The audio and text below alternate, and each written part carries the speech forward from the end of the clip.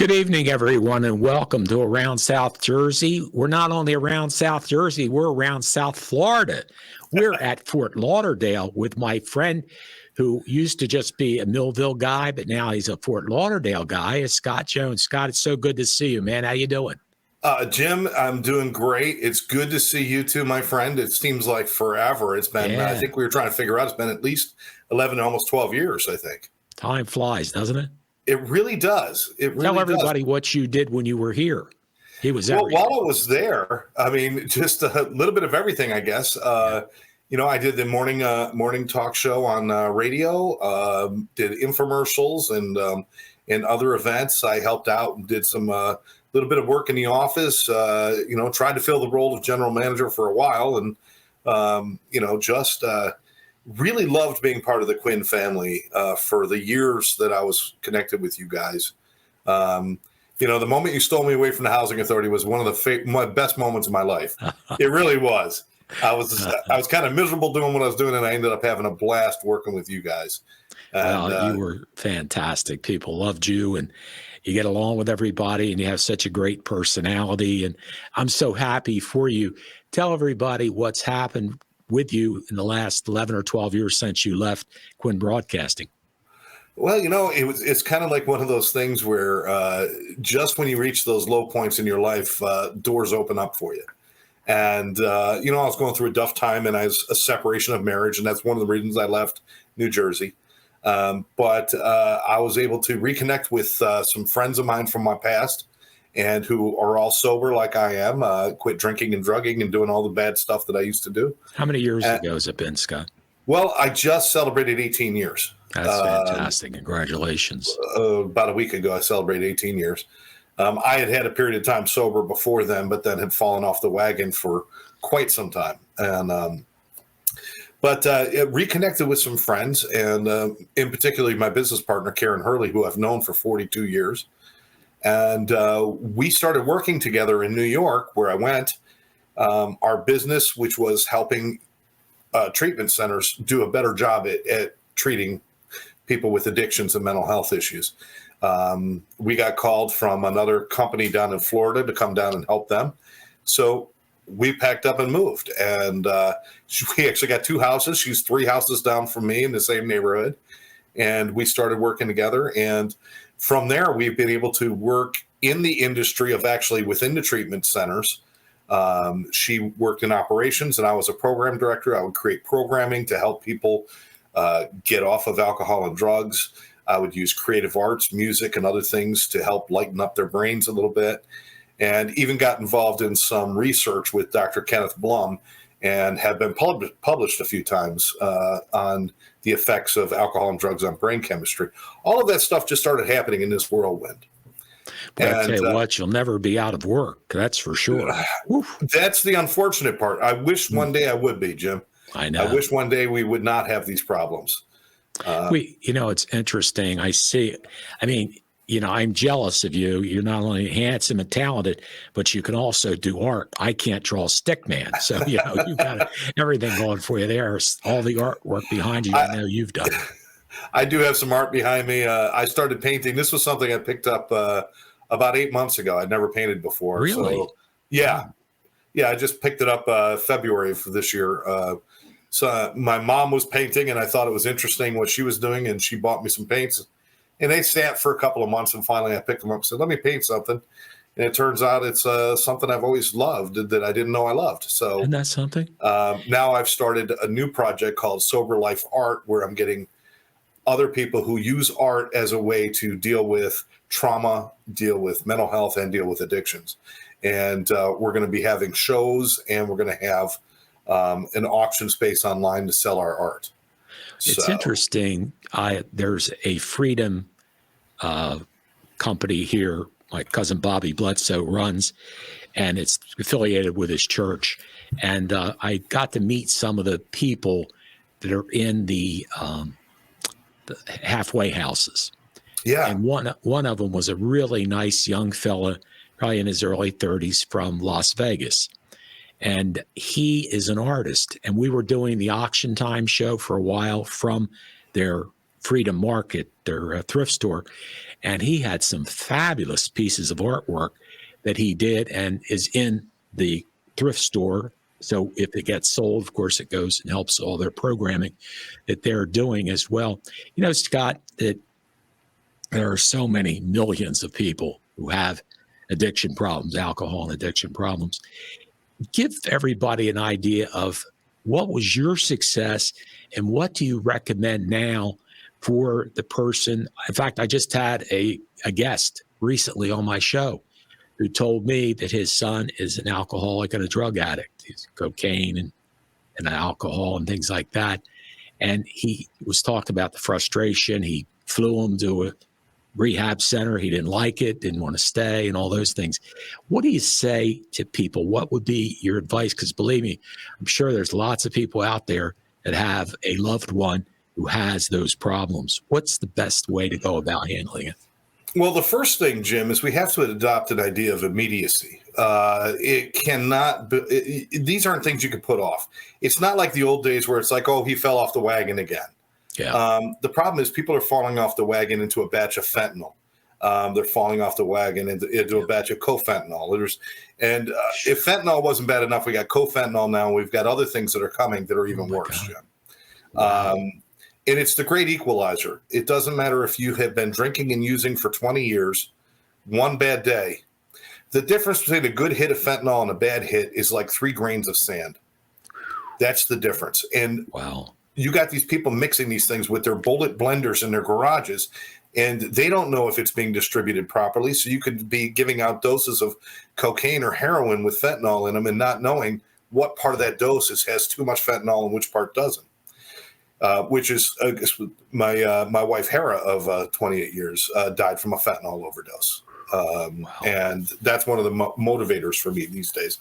But the thing I have to say is it's urgency. If you know somebody who's got a problem, you've got to reach out to somebody who could help you. You've got to have information. You cannot wait. I don't want any parent or any loved one to have to sit there and say, I knew what was going on. I just didn't know what to do. Yeah. And that's why we have changed what we do. I no longer work in the treatment industry. Now we have formed our own company, Addiction Training Center, where we travel around and teach people how to deal with people in an immediate basis. And that's the intervention course.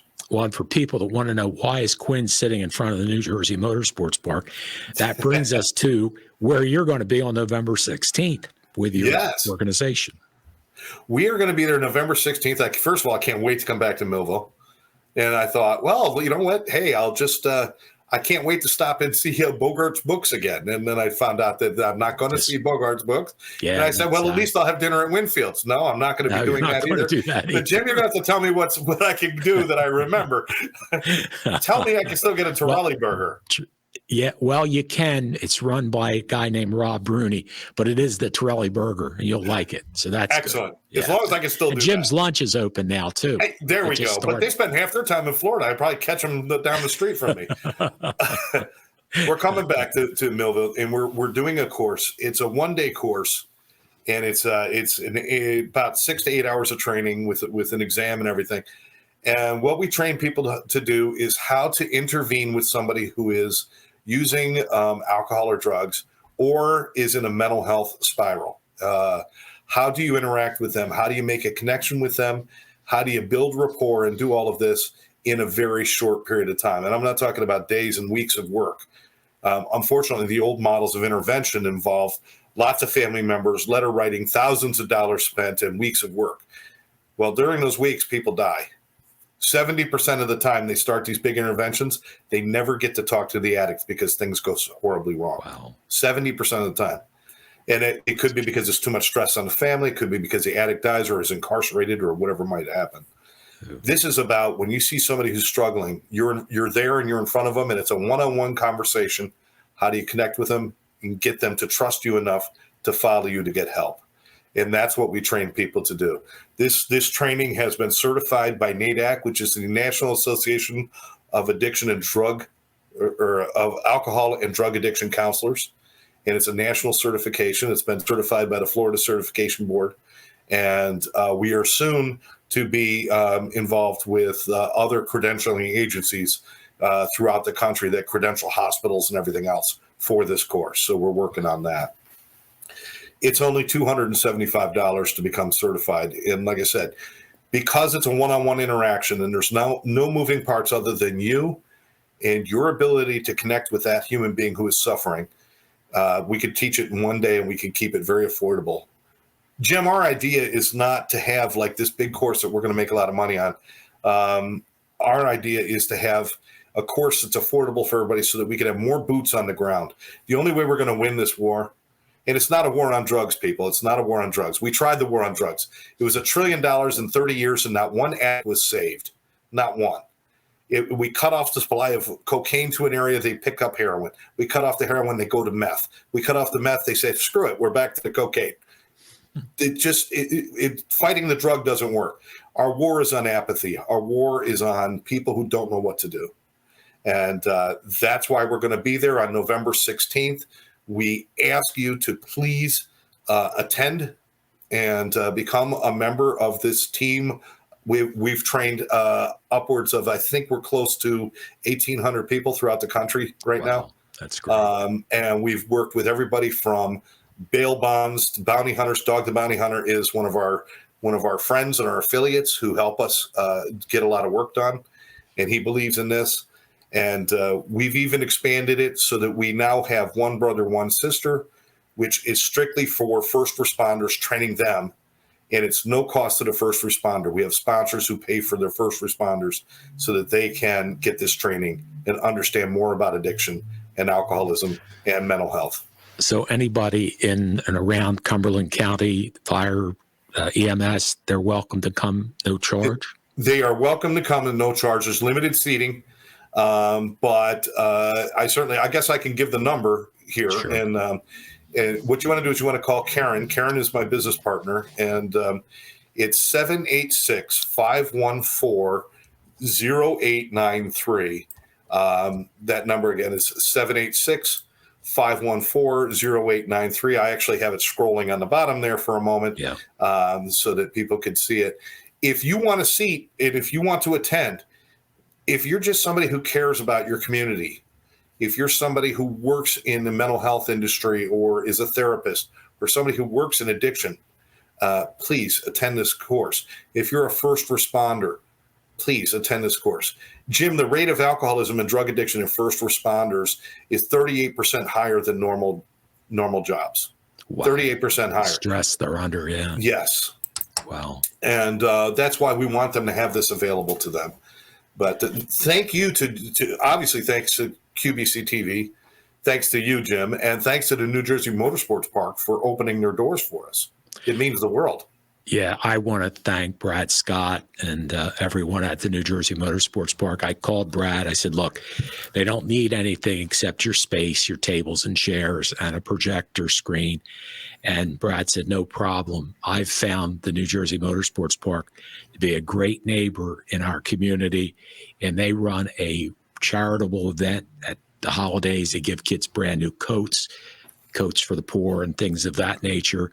In fact, Brad is running, or I may have just run one, a 5K event where they donate money to charity.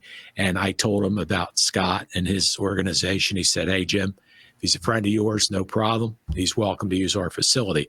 So that'll be from, I guess, 8:30 to 4:30 is what you were sort of looking at time-wise? Yeah.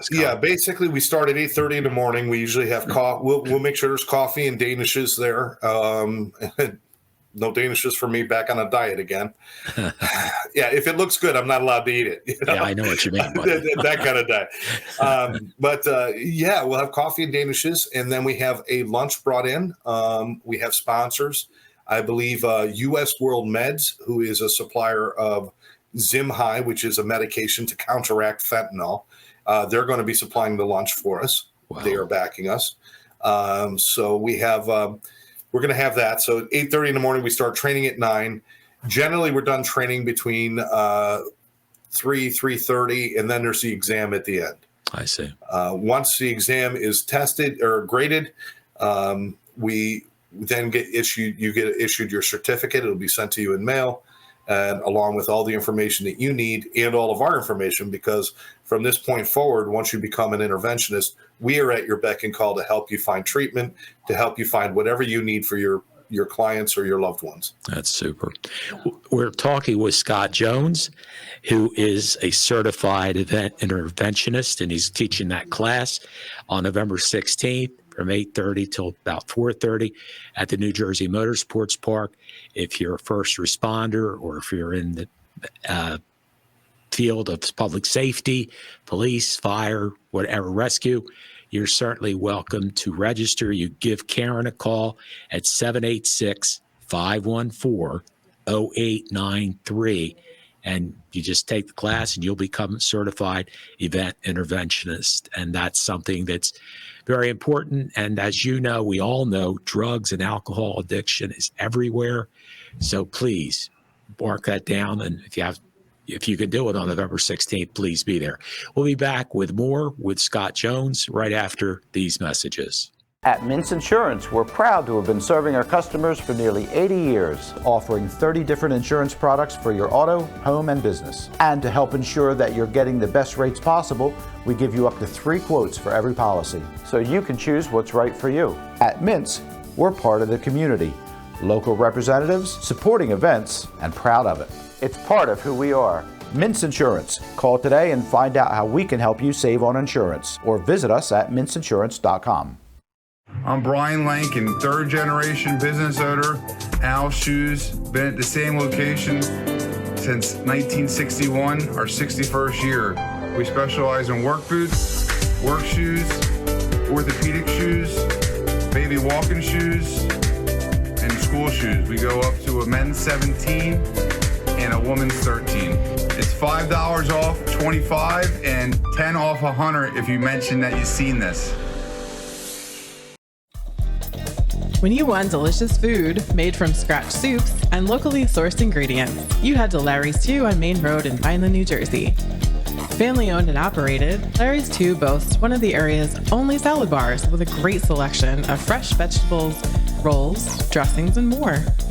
In their cafe, enjoy a piping hot cup of your favorite beverage made by one of their skilled baristas. Their complimentary Wi-Fi allows Larry's 2 to be the meeting destination with a friend or small group. They also offer banquet rooms that can accommodate 10 to 120 guests for any occasion. Open from 6 a.m. to 9 p.m. Sunday through Thursday and 6 a.m. to 10 p.m. on Friday and Saturday. Call Larry's 2 today at 856-692-9001. Larry's 2 Restaurant and Cafe, located at 907 North Main Road in Vineland, New Jersey.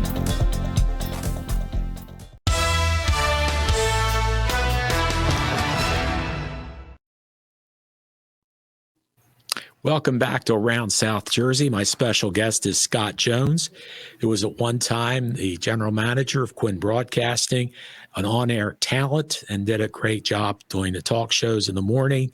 And Scott, how long were you an alcoholic, did you say? How many years? You know, I was since I was a child, I grew up in an addicted household. I see. So I really kind of caught on very early. By the age of 9, I was already seeking substance, and by the time I was 11, I was pretty regularly drinking and using drugs, and that carried through. I had a period of sobriety that started when I was about 15 years old, and it lasted for quite a few years. But it didn't really take. It was really hard to be that young and get sober and stay sober.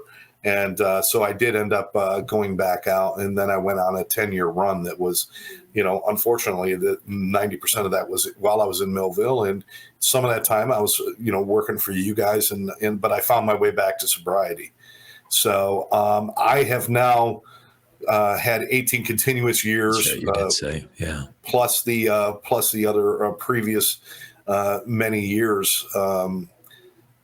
I got to say this though, there were certain people, you Jim being a principal among them, that were a support system for me. That when I was at my lowest and I thought, "There's no way I'm going to make this," you guys always had faith in me, and I appreciated that, and that meant the world. And I got to say, special shout out to Tony Coogan, who always amazing. Brought sunshine to every situation. It was just, she was somebody that I could always turn to when I was feeling bad, to give me a smile and to just have a great humor about her. I truly miss Tony greatly. I'm hoping I'll have a chance to see her, but yeah, I hope so too. She's wonderful. I mean, you were wonderful. She's wonderful. And I tell this story, which is pretty cute. Tony was like QBC. I mean, she ran everything. I'm not organized at all. And Tony kept me, and Scott's pretty organized. They would keep me on track anyway. But the funniest thing now is since Tony retired, I have a new woman who's doing the books for me. And her name is Bobby, and she's really great. It's very similar to Tony, a sweetheart. And then now I have an attorney, as Phil Van Emden sort of stepped aside. So I have an attorney named Terry, and Terry is a woman. So I have Terry, Bobby, Tony, three wonderful women that have the boys' names with the I on the end of it. But I just thought, boy, I'm so lucky to know those people. And, what helps the business go was you and Tony, and now in my case, Bobby and George and Ryan. They're the ones that know what they're doing and take over. Because I honestly, folks, if I couldn't talk, I don't know what I would do.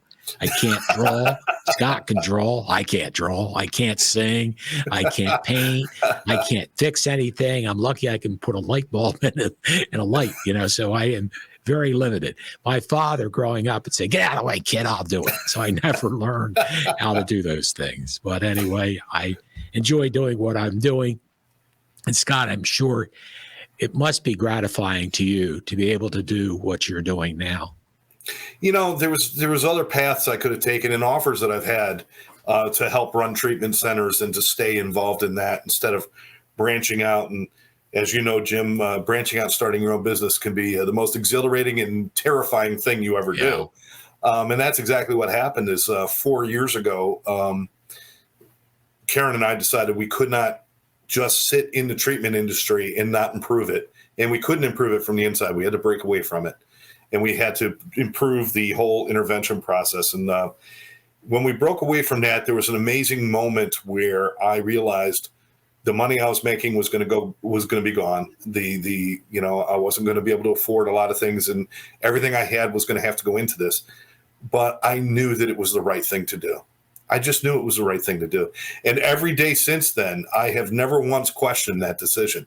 Even when things get hard, even when we opened our business and we had training set up we were training up and down the East Coast. Wow. And COVID hit. And yes, overnight. I thought of that. Yeah. Overnight, wow. we lost about $200,000 in revenue and had to find a way to put every dime that we had into the company. Mm. And so that we pretty much, Karen and I both lowered our net values down to about $1 each because everything went into the company to keep it afloat during COVID. We actually created online training so people could train at home at their own pace. Mm-hmm. We did all of that, and we survived it.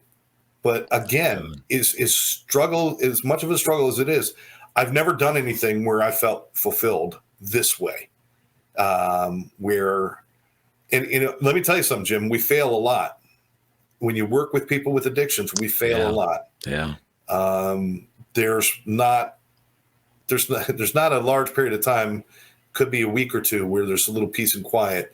But every once in a while, we get that call. We just lost this one. Somebody that I worked with for years who just lost the battle with addiction. But you got to keep going. You got to keep going. And when my head hits the pillow at night. I thank God that I'm able to do what I do. Yeah. And I'm more grateful for the people who show up. The people who show up for this training and saying, I want to do this because I care and I want to make a difference too. And when you get that many people wanting to make a difference, it's amazing to be a part of that. attended an Al-Anon meeting recently, and I'm thinking of those people who care and, want to make a difference and things that go on. I think that as you look at the alcohol, and then it seems like, which comes first, alcohol and then drugs, do you find with most people? It's different with everybody. And this is why this is so hard, Jim, is because everybody's body chemistry and brain chemistry is slightly different. Mm-hmm. So when alcohol goes into my body, it reacts completely different than when it goes into your body or somebody else's body. Even two alcoholics are going to react a little bit differently. Oh. One person, it brings out anger, it brings out aggression. The other person, it brings out the life of the party and the silly happiness. person. Yeah. There's no formula for any of this. And what comes first is whatever is available, but it's usually preceded by a trauma. Usually, but not always. Not always. Sometimes it's simple experimentation. You go to the right place, you're at the right place at the right time. Somebody offers you a drug, you take it. Oh, this is kind of fun. You take it again, Next thing you know, you're addicted. Wow. We also see a lot of people, and this is the shame of it, we see a lot of people coming out of sports injuries in high school, sports injuries that are given oxycodone or given different drugs. I believe in medication when medication is necessary, but I don't believe it's always necessary. And sometimes they medicate these kids or these kids in high school or college. Next thing you know, they're hooked on prescription drugs. They can't get them anymore, so they go to the street and they get heroin to replace the prescription drugs. So there's a million ways to get started. There's only one way to stop, and that's abstinence. It's stopping. Well, it's interesting. I had a fellow come over to do some work on my house today, and first time we really met, and we had a mutual friend. I don't know if you knew this fellow. Great kid. Charlie Green was his real name, but he was a dwarf. And if you ever saw him, he actually went to school with my son Ryan at Mount Pleasant. So I knew him since he was 5 years old. And he was actually doing show business, was able to do things.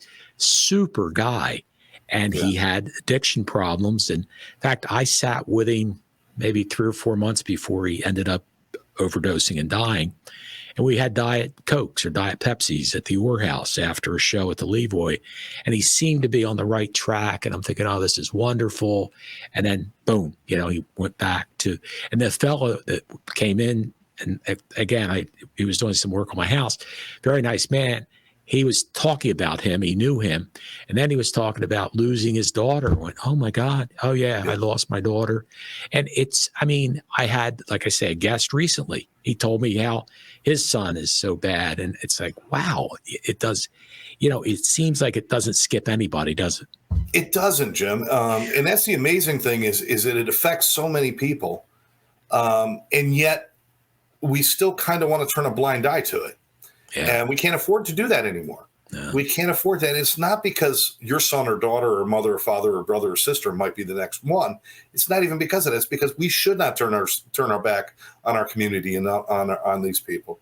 When we see somebody who is drug addicted, sometimes we have this thing that automatically goes to, well, they're kind of a mess up, and they kind of like, they're a bum, or they're this or they're that, or they don't have willpower. There's a moral failing.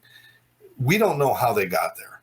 And I'm going to tell you that 99% of the time, it's got nothing to do with a moral failing. It's got nothing to do with somebody raised their hand one day and says, I want to be a drug addict. Yeah, exactly. It's circumstantial things. It's trauma. It's all sorts of different things that lead people there.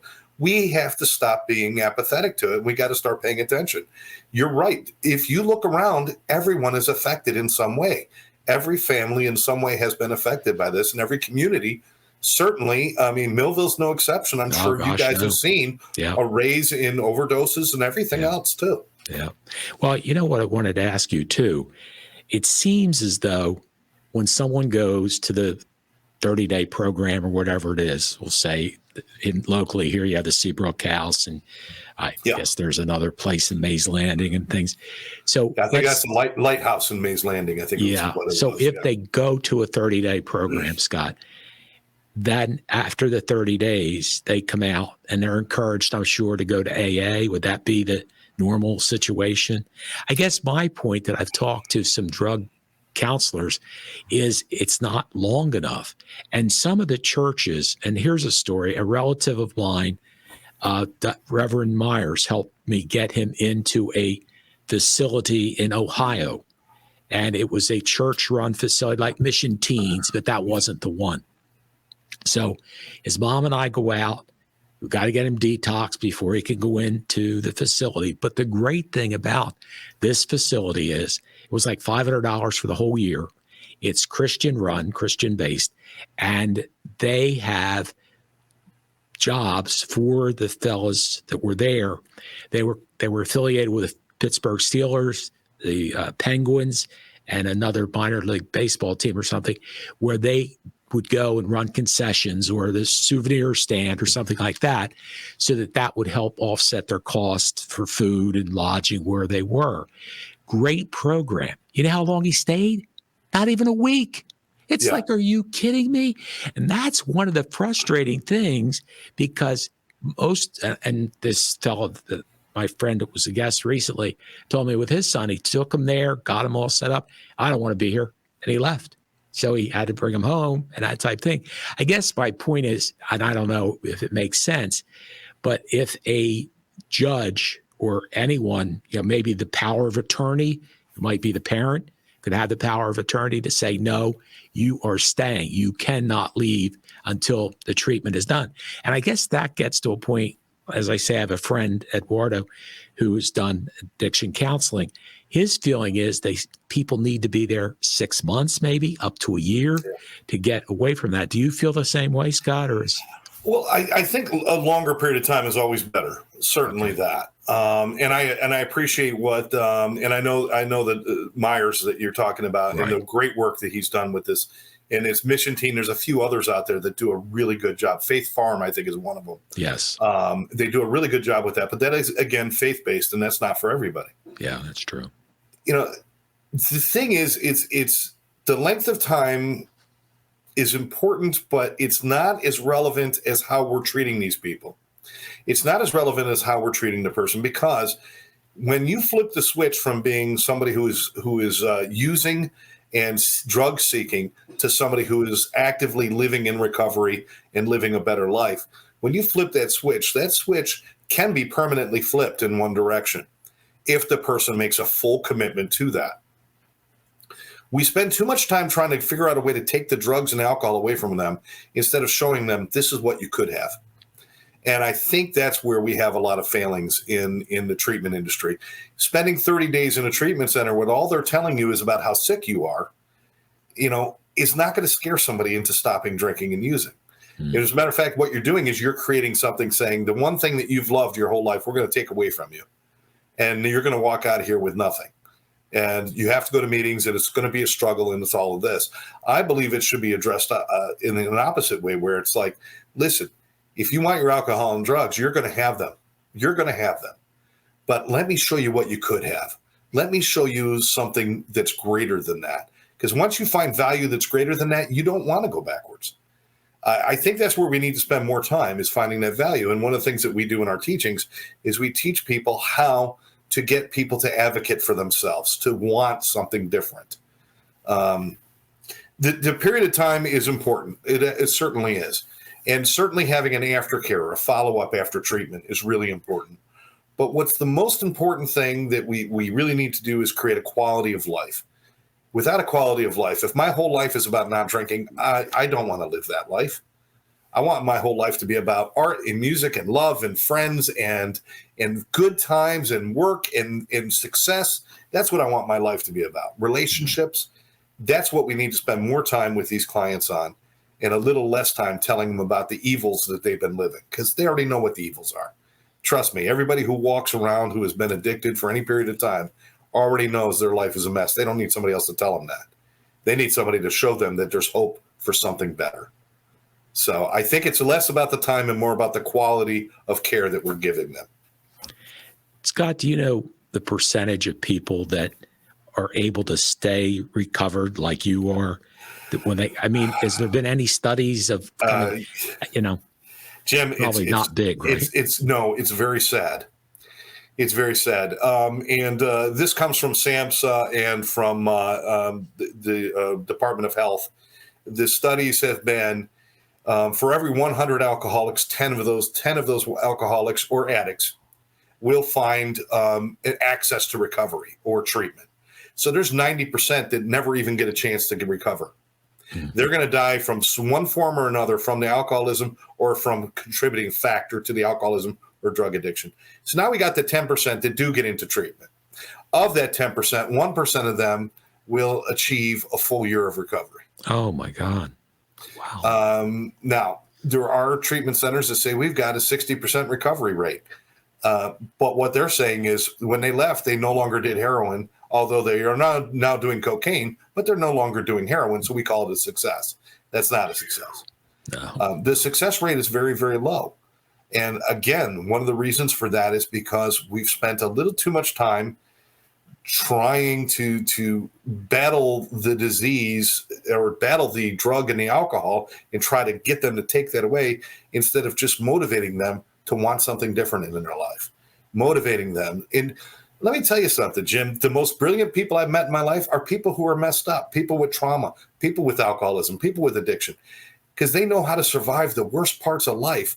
So when they do find recovery, they become the most brilliant, amazing, creative, energetic, and willful people that I've ever met. They're fantastic. Not amazing? Yeah, it really is. Yeah. We're talking with Scott Jones, who is certified event interventionist, and he's going to be teaching a class November 16th, right behind me at the New Jersey Motorsports Park from 8:30 to 4:30. And you can call Karen if you'd like to register. It's $275, and you get a certification. Her number is 786-514-0893. That's 786-514-0893. And Karen and Scott will be up here, I guess, right, on November 16th. It'll be at the Finish Line Pub, beautiful restaurant. All you have to do is go out to the New Jersey Motorsports Park and just tell the security people I'm going to the Finish Line Pub for my class. They'll know that you're there, and that all you do is just go over. Great parking right in front of the beautiful Finish Line Pub, and you go in, and as Scott said, they'll have pastries and coffee in the morning, and then they'll have a company that provides the lunch for you at lunchtime.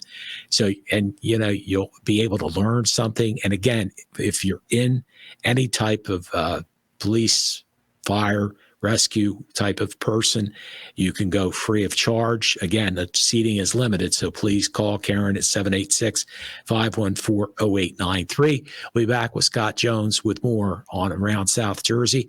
We're actually in Fort Lauderdale tonight with Scott. Are you ready to go green and cut down on your electric bill? Then there is only one call you need to make. Soaring Solar is your complete source for solar, including new roof installations. Soaring Solar is a veteran-owned and family-run company. Call the Soaring Solar family today and talk with one of our solar consultants. Call your local Soaring Solar consultant, Vicki Kozak, today at 856-265-1262 or email her at vkozak@soaringsolar.com. The most important decisions a family can make are usually made around the kitchen table. At DeMarco Luisi Funeral Home, we believe pre-planning and the difficult decisions you face with the loss of a loved one should also be made around the comfort of a table, like a family. Our friendly, kind, and compassionate staff is committed to helping you get through this most difficult time. In your time of need, trust DeMarco Luisi Funeral Home, Vineland.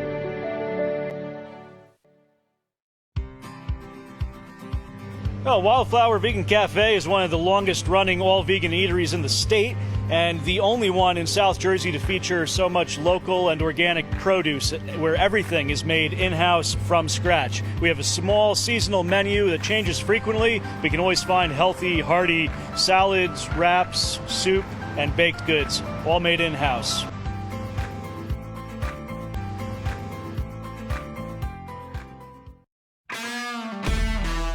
In South Jersey, we do things our own way. We say things out loud, face things head on, and never back down. And that's how we fight cancer. With the most advanced diagnostics, leading-edge technology, and a team of doctors who know how to treat your cancer. And most importantly, we do it right here at the Frank and Edith Scarpa Cancer Center, Vineland, and the Leading Edge Cancer Center, Mullica Hill.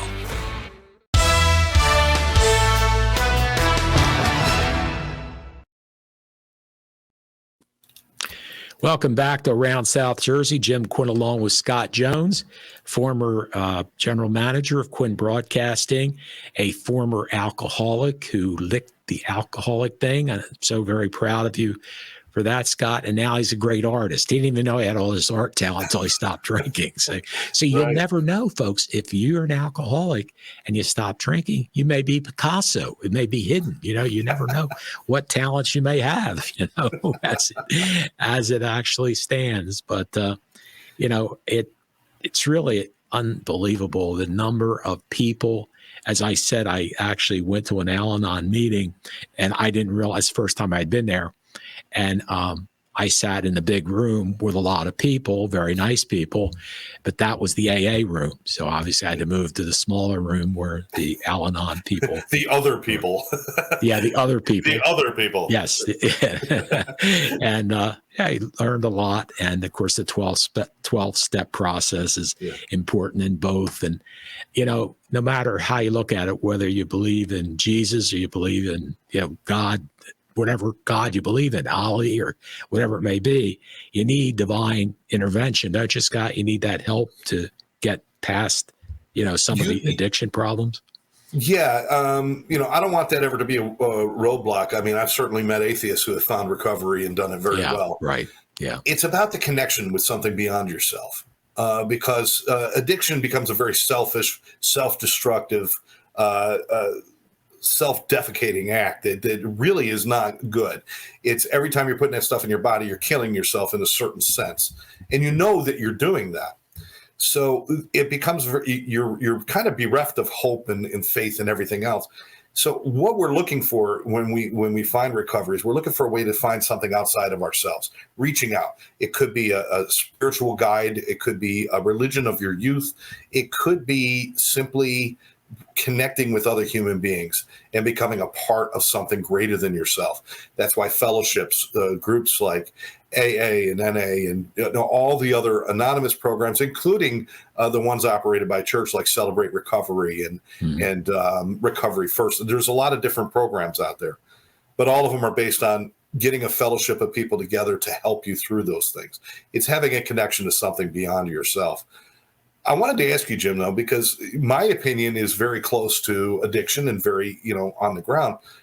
You've been in politics since politics were invented. And, I know you've just recently kind of like backed out, but, taking a break. But have you noticed a change in how we look at addiction from back when you started in politics to now, in the crisis that it was back then, as opposed to the real crisis that is? Have you seen the change in the attention it gets?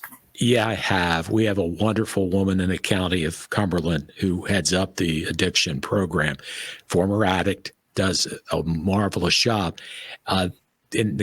Definitely, because when I was in the county level in '83, it was hardly even talked about. There was, you had a few alcoholics here or there, but now as it's become, fentanyl and everything that's out there now with cocaine and crack cocaine and heroin and all the things that are there, I've seen a big change in that 30-year period of time that I spent in county government. And then in between city government, I mean, we would hear about it, but the county was taking the lead, of what we did. I will say, though, I spent many evenings doing a ride along with our police department. And there I would run into many alcoholics and some drug problem people and people selling drugs, which is the other big thing. Tell you what's interesting, too, is I didn't realize, and this comes back, I think, to drugs. There was a young man who was killed in his home over like on 5th Street in Millville or whatever, might have been Mulberry Street. But anyway, one of the ministers asked me if I would come to the young man's candlelight vigil prayer session on his mother's porch. I said, sure, be happy to do that. So I came, and there were probably 70, 80 people out in the street, and giving their encouragement to the mother and the sister. And I said the following. I said, I'm a strong believer in anyone possessing an illegal gun should do 3 to 5 years in prison. Well, as soon as I said that, I came walking off the porch, and one of the police officers came over and put his arm on my shoulder. He said, Mayor, you see those people you just said that to? I said, yeah. He said, half of them are packing guns right now. I went, oh my God. He said, no, they are, because of drugs. Because of, that probably the young man that got killed was probably drug related. And I went, oh my goodness, are you serious? They said, yes. And that's the other bad part that goes along with drugs, because they're selling them and you owe me money for the drugs. You're not going to give me the money. I'm going to kill you. And that just, it's horrible, isn't it? When you think about it, it's like, wow, scary. It really is. The United States leads the world in 3 major categories. One is the number of incarcerated. 2 is the number of addicted and alcoholic and addicted people. And third is the use of prescription medications. The United States has 5% of the world's population, but we use 80% of the world's prescription medications. Wow. It's because we are just so programmed, Jim. If you can't sleep, take a pill. If you can't wake up, take a pill. Yeah. If you get the sniffles, take a pill. That's why fentanyl comes into our country and people are taking it willingly. We just don't know any. Wow. Our perception has to change. It's just, Jim, it's like walking into that house and not realizing this is what the real problem is. And now you walk out and you're like, now I know. We need more people to walk in and find out what the real problem is. The real problem is we've got people running around that aren't getting the attention that they need when they're first getting addicted to alcohol and drugs. People not getting the attention they need when they have mental health problems. And a whole bunch of people that want to do the right thing but just don't know how to do it. That's the part we get to help with. I mean, I know you didn't grow up in New Jersey, but we had a mental health facility called Ancora. Yeah, I remember Ancora. My knowledge was closed down. I know we have a good mental health system through in Spirit in Vineland or in the Bridgeton location, but there's such a shortage of mental health, especially psychiatrists. They're almost impossible to find. Yeah. But you do have therapists, and a friend of mine is a therapist. He is so busy. It's his second job. He said, Jim, I can't take on any more people. There are so many people that need therapy because of drug or alcohol things as well. It's just, wow. It's so sad that we have all these needs, and and as you say, the success rate is minimal as to what, we get out of the. It is minimal. And part of the reason it's minimal is because when they get out of treatment, they're not walking into a society that understands what they've gone through. Yeah. Maybe if we have a little more information, we can all understand. Listen, would you look down on somebody who had cancer and had it treated and is now doing better? You don't look down on somebody like that. If somebody has addiction, listen, I'm a firm believer that addiction and cancer are not the same thing. I know that. Because you cannot make a decision to change your life and cancer goes away. I know that. So I don't want anybody to get upset. Right. But if somebody does make the decision to change their life and walk away from addiction, they should be treated with the same respect that somebody else with any other disease would have. Well, you know what? It's popular now. You can't get a good Hollywood role until you've gone through 3 rehabs these days. I mean, in Hollywood, it's a big deal. It's like everybody goes to rehab, and it's no big. We need to just normalize this. Conversations need to be open and honest about mental health and about addiction.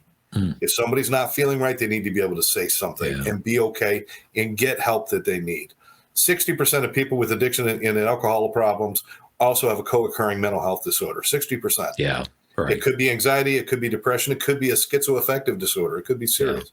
Yeah, so bipolar. It's something to keep in mind. Yeah, bipolar, certainly. Yeah. Certainly. Yeah, and like I say, the Al-Anon meeting, they did say, and it's true, okay, your loved one is an alcoholic, but, if he or she had cancer, it's a disease. And basically, alcoholism is a disease that can't totally be controlled, but, want to help. And the good thing about help as we get ready to wrap up is, folks, write this number down, 786-514-0893. Anyone is eligible. It's $275 if you want to go and become a certified event interventionist. And for those that are in the police, fire, rescue, it's open to you at no charge. But again, there's a limited seating. So call Karen at 786-514-0893. And Scott, it's great to see you. And hopefully I'll see you on the 16th. Well, I don't know if I'll be at the meeting, but I certainly will see you on the 16th. I'll find a good place to take you to dinner. Actually, it's a shame that the Motorsports Park were open on Thursday nights. They're not open on Wednesdays. That's the best meals in Millville at the Motorsports Park. Oh, really? Oh, they're fabulous. They're really, really good since Winfield's closed up. Well, I missed the Chilean sea bass at Winfield's, but you know God. what? You know what? The best Chilean sea bass now at Winfield's isn't open is my buddy Sybil. I have to take you down to introduce you to Sybil. He's in Fortescue at the Hotel Charlesworth. He is a character. You'll love him. Every time somebody says Charlesworth, I hear what's his name singing in my head. George Moore. Yeah.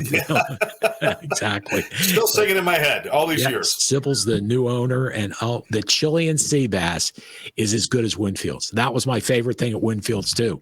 The Chilean sea bass. Sybil's is just as good. It's fabulous. We'll have to go there. Anyway, I'll see you on the 16th.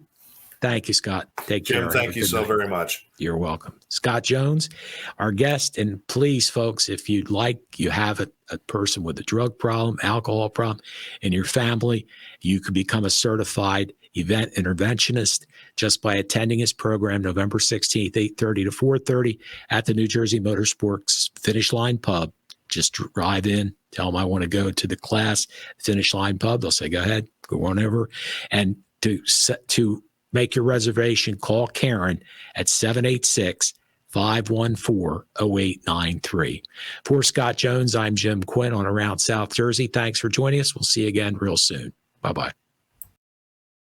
This has been a QBC television production in association with our partners and sponsors. QBC broadcasts on Comcast Cable Channel 22 and live streams its programming on Facebook and YouTube. All rights reserved by Quinn Media and QBC. Programming that serves the South Jersey market.